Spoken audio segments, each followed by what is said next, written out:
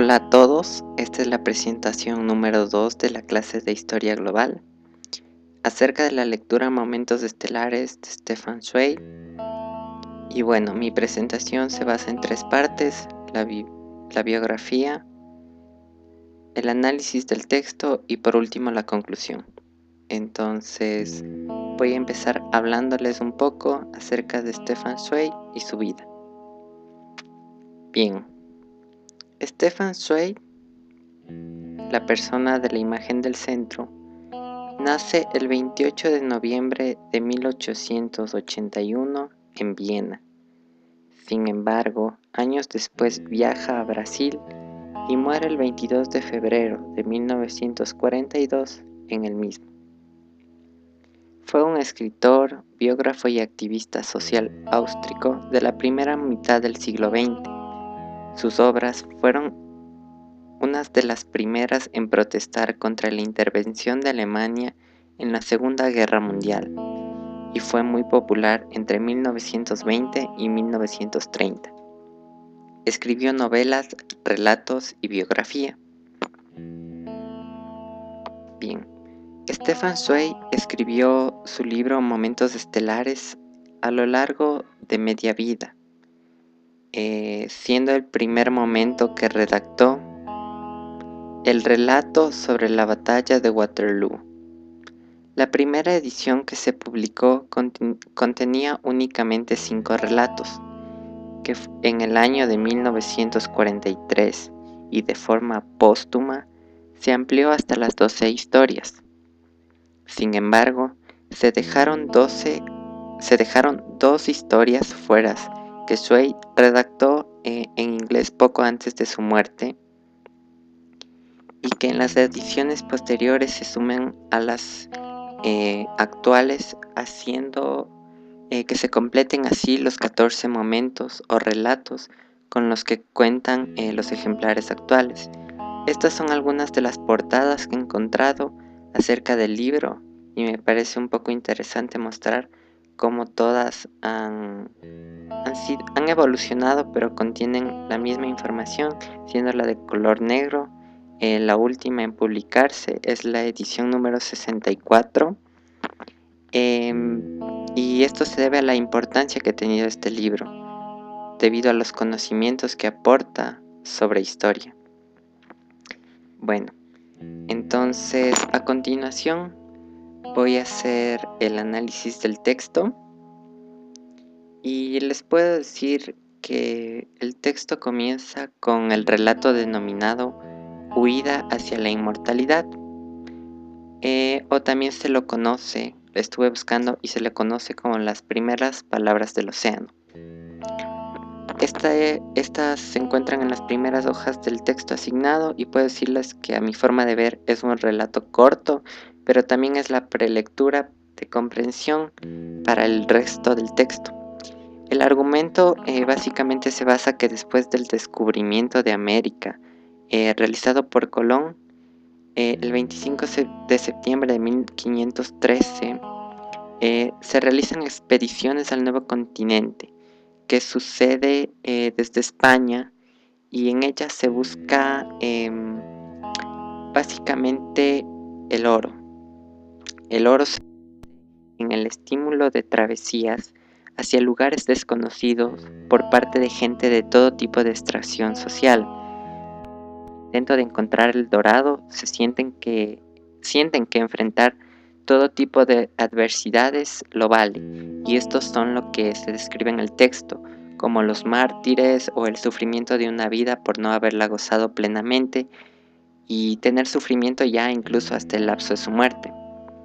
Bueno, entonces el segundo relato son las primeras palabras a través del océano, y puedo decirles que este resumen, en esta narración el autor cuenta cómo se logró, tras varios intentos, conectar Europa y América con un cable telegráfico, y creo que es la importancia para nuestro curso porque vemos cómo el Oriente, Europa y América se conectan, basándonos en lo ya visto en la clase.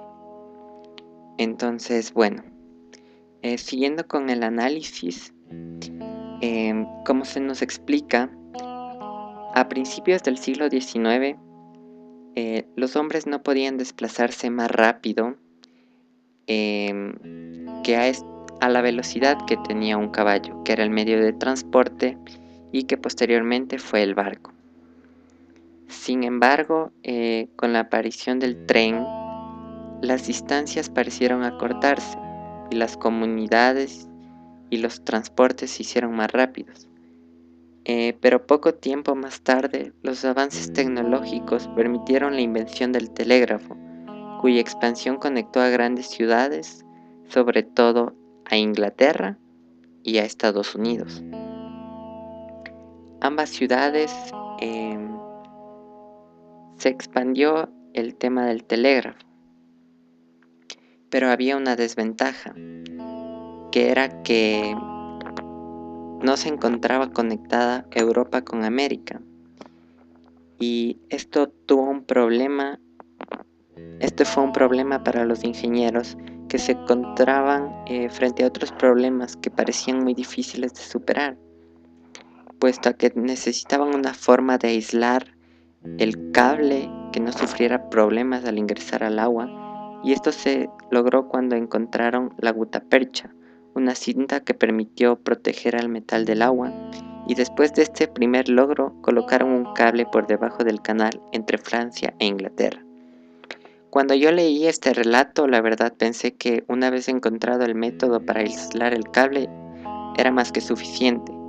En teoría sí fue así, pero también debo mencionar que mi mente, acostumbrada a las tecnologías del siglo XXI, no tomó en cuenta muchos otros factores. Entre ellos está la distancia entre América y Europa, que es muchísimo más grande que la que separa Francia e Inglaterra, y para conectar la isla británica bastó únicamente un día, cosa que para llegar a Nueva York tardaron varias semanas. Y también debo mencionar que las dimensiones del cable fuera de lo común implicaron un esfuerzo grande para los barcos que tenían que llevarlo. Esto no es todo, también hay que mencionar que las personas que estaban al mando de esto no tenían conocimientos sobre geografía submarina, haciendo que la presión sea un problema, y todos estos factores hicieron que se aportaran grandes riesgos de fracaso, haciendo que el recaudo de dinero para llevar a cabo la operación sea aún más complicada durante este tiempo. Entonces, bueno, continuando con esto, ya llegamos al año 1858. Este año es un año que marca historia porque después de varios intentos, por fin se logra conectar los dos continentes. Tal como vemos ahí, se conecta ya Europa con América por medio del cable telegráfico, y la noticia se expande por Estados Unidos. Y una vez más, como lo mencionamos acerca de las lecturas ya revisadas antes, vemos cómo el occidente con el centro, las diferentes culturas ya se relacionan, y vemos un avance en los conocimientos y adelantos. Esto a su vez, una vez que ya la noticia se expandió por Estados Unidos, la primera hazaña es que Cyrus Field, el hombre que llevó a cabo el proyecto, se convirtió en un héroe nacional, no solamente en Europa, sino en toda América Latina. Y esto hizo que, como un acto segundo de verlo como héroe, el periódico Times hizo una comparación de la conexión telegráfica intercontinental con el descubrimiento de América. El diario Times dijo que para encontrar un logro semejante al nivel tecnológico y social hay que esperar al menos 111 años, puesto a que en 1961 la misión Apolo 11 volvió a la Tierra después de haber llegado y bajado a la Luna. Entonces, el avance tecnológico que supuso para esa época es parecido al del telégrafo transatlántico en cuanto a la pasión e interés que despertó en la población mundial, porque fue aún más grande ya que millones de personas pudieron vivir este evento en directo por la radio y también el equipaje particular de Cyrus. Bueno, como conclusión puedo decir que el texto, los momentos de Sue sirven muchísimo para aprender acerca de historia.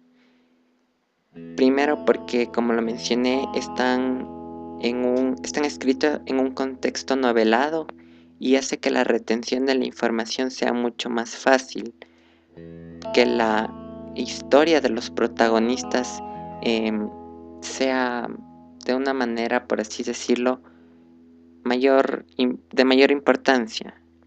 Gracias.